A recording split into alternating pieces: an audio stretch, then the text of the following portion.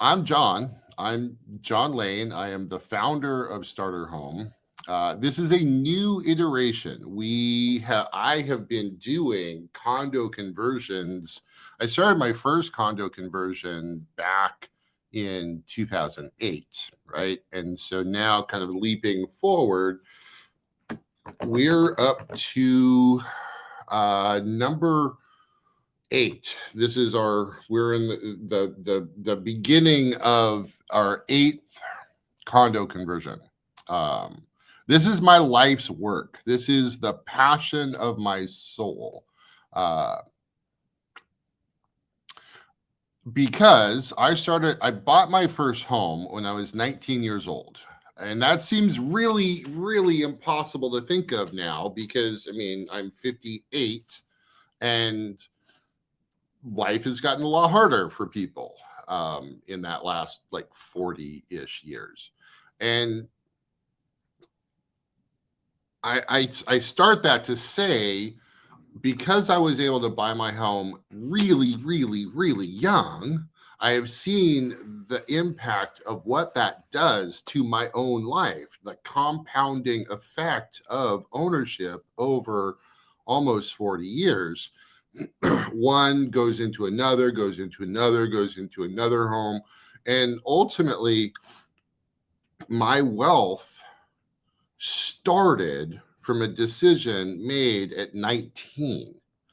And I want to bring that opportunity out to thousands of other new families, young people who are really completely disenfranchised by the home ownership opportunity.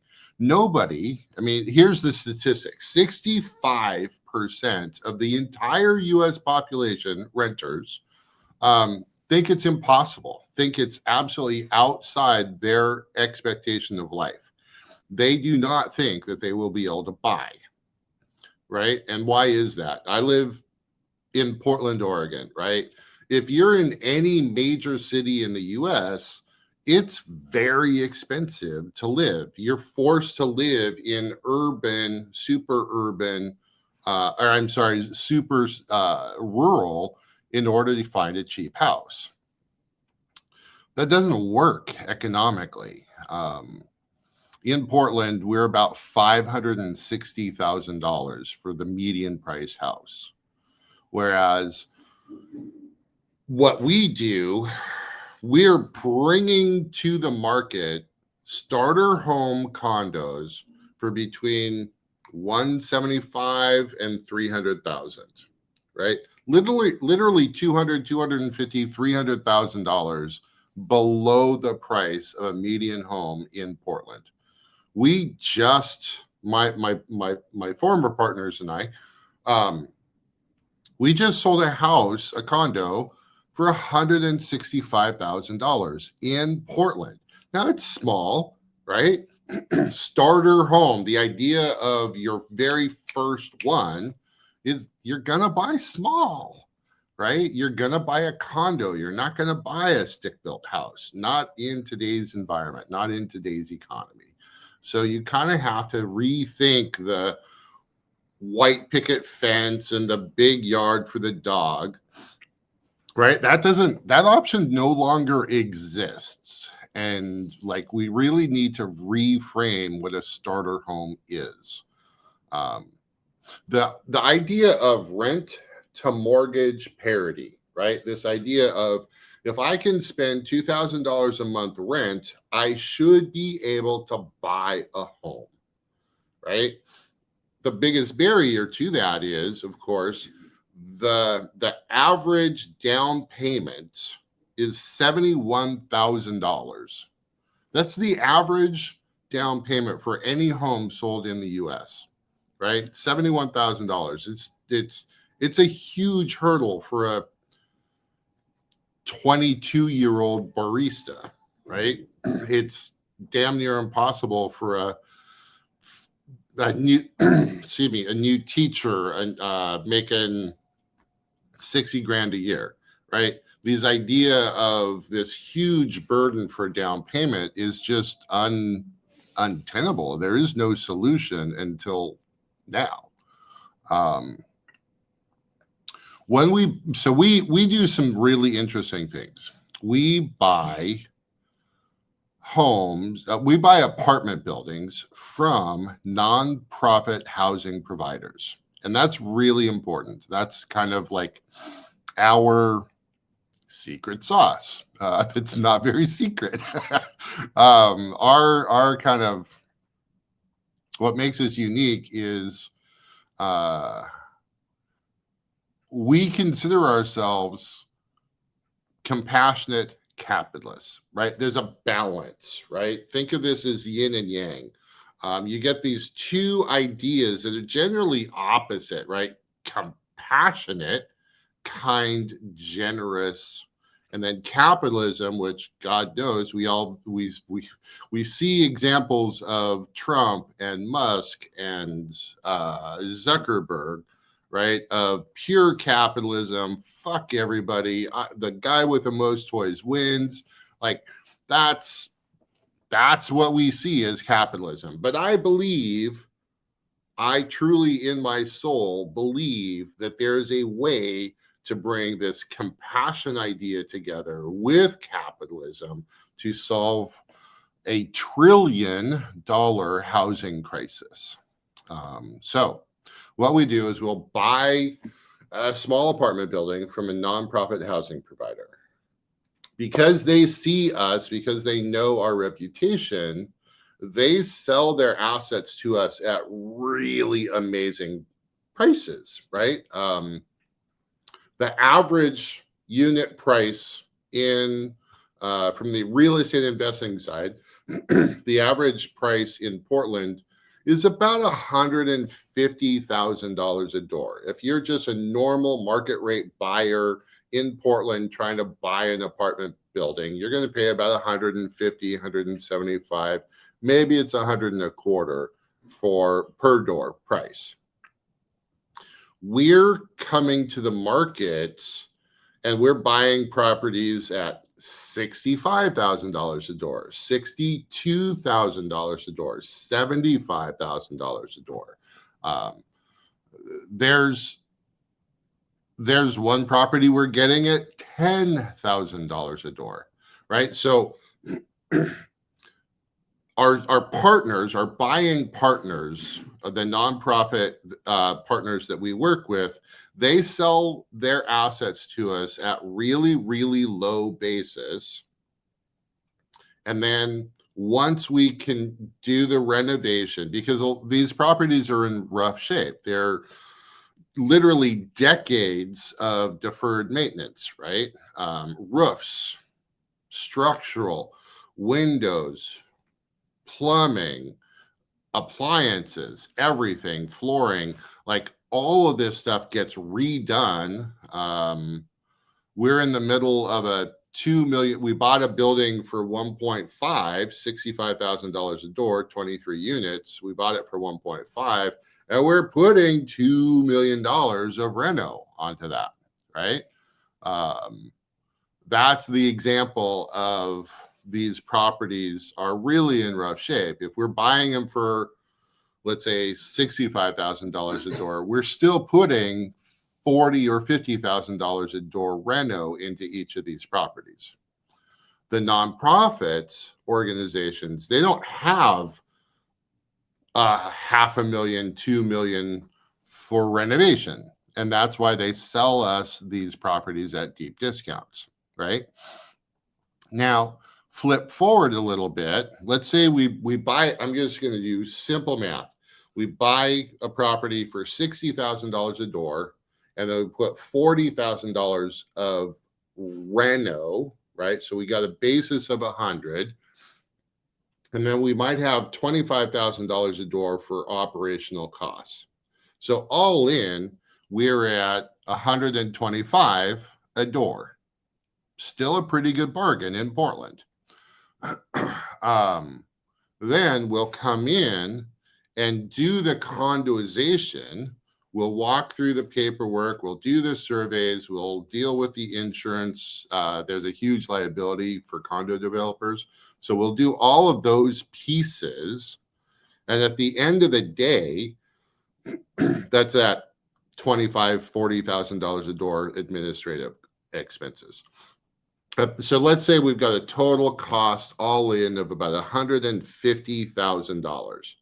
Now this is a perfectly functioning building in a great location, because all these nonprofits are able to buy in exceptional neighborhoods 40, 50, 60, 100 years ago, and the city grew up around these locations. So they're in exceptional walkable neighborhoods. We have now an asset in exceptional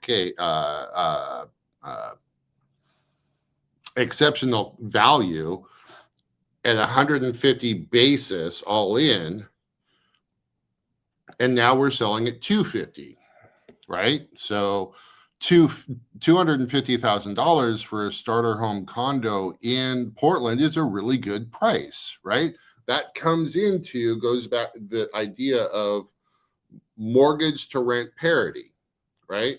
So if you can spend $2,000 a month, now all of a sudden that $250,000 price tag that we're charging is about $2,000 a month for a mortgage. And so that's the biggest piece, right? The other, so first off, I say this a lot.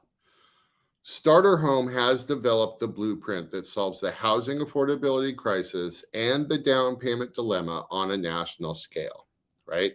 So this first 15 minutes, we talk about how we did it, right? The mechanics of solving the housing affordability crisis, right? That idea of just simply median price is $550, we're coming to market at $250, right? So that's the affordability issue. We've solved that. We've got this idea of rent to mortgage parity. Now let's talk about the other big issue, this average average down payment is $71,000, right? So because we buy the property, let's say all in cost at 150, there's still about $100,000 of profit on the backside, right?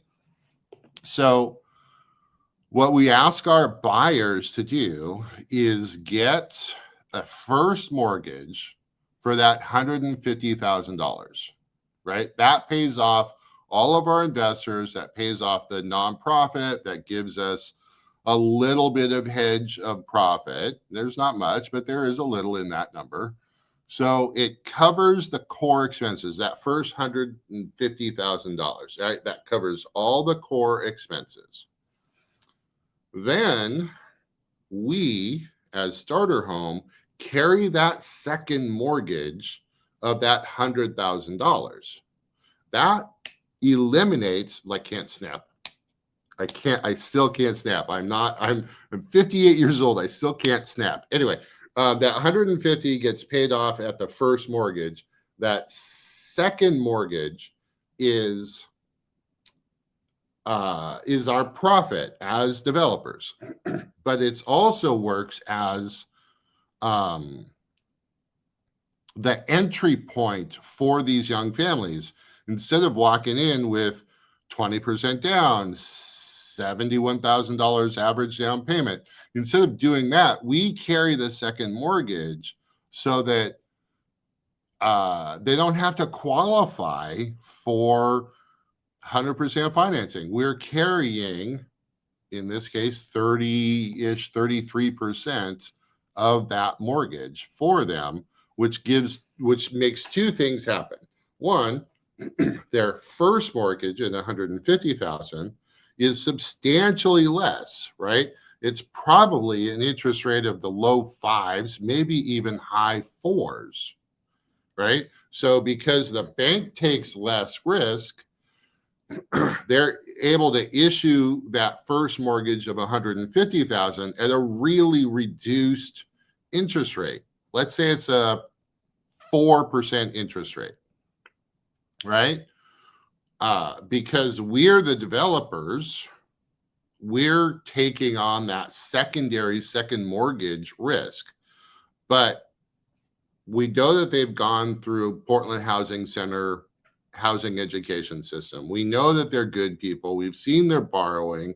We look at their credit history and say, all right, Jack and Diane have been living in the same place for 15 years. They've been paying their rent on time. They look like a good credit risk. So we will take on that second mortgage, eliminating private mortgage insurance, PMI, which is basically a tax.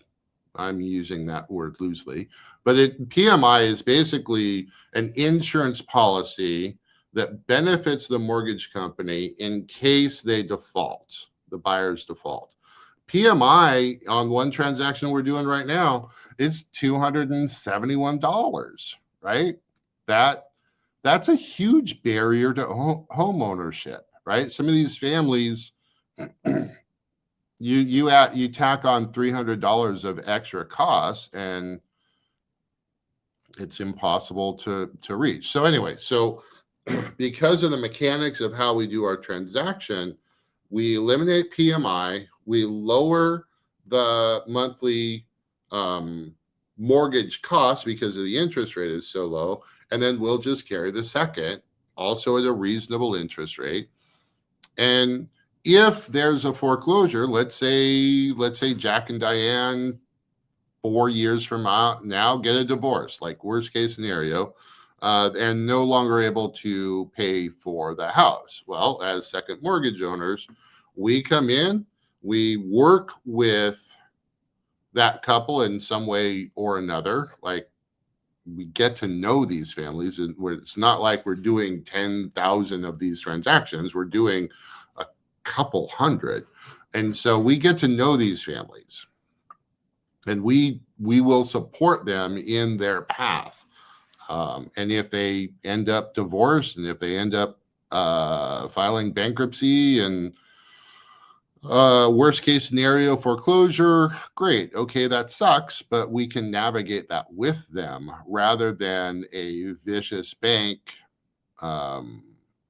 Wells Fargo, for example, who'll just take the house and screw everybody over. Like, this way is, even in a worst case scenario, we have a path to compassion. So I think this whole business model of compassionate capitalism, helping families buy their first home, finance it, live out their lives happily. Like, I think we do a really good job at this whole thing. And so I am inviting you to follow along on our journey. Probably in the next week or two, we will have a brand new website. Thank you, Vikram. You're awesome. Vikram is our guide, Sherpa through all the technical stuff. He's doing all this magic on the backside. But we've got this amazing team. Myself, Jerry Miller, who's been my dear friend for almost 3 years now, Cindy Hagan, my wife, and the operations, and then Vikram,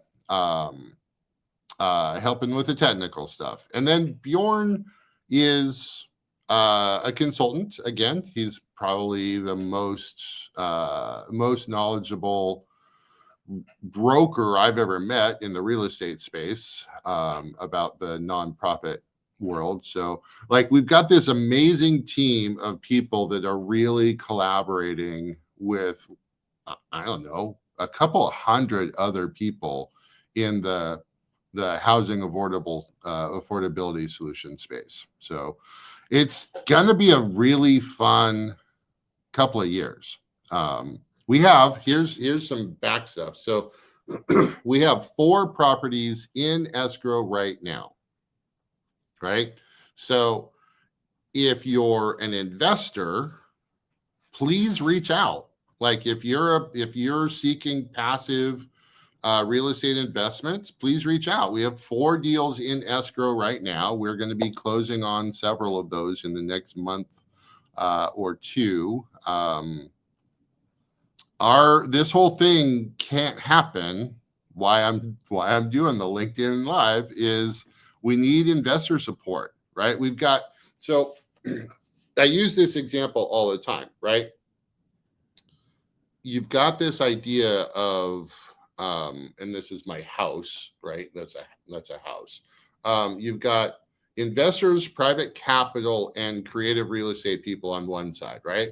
And you've got the nonprofit, again, compassionate capitalism, same thing. You see this dichotomy everywhere.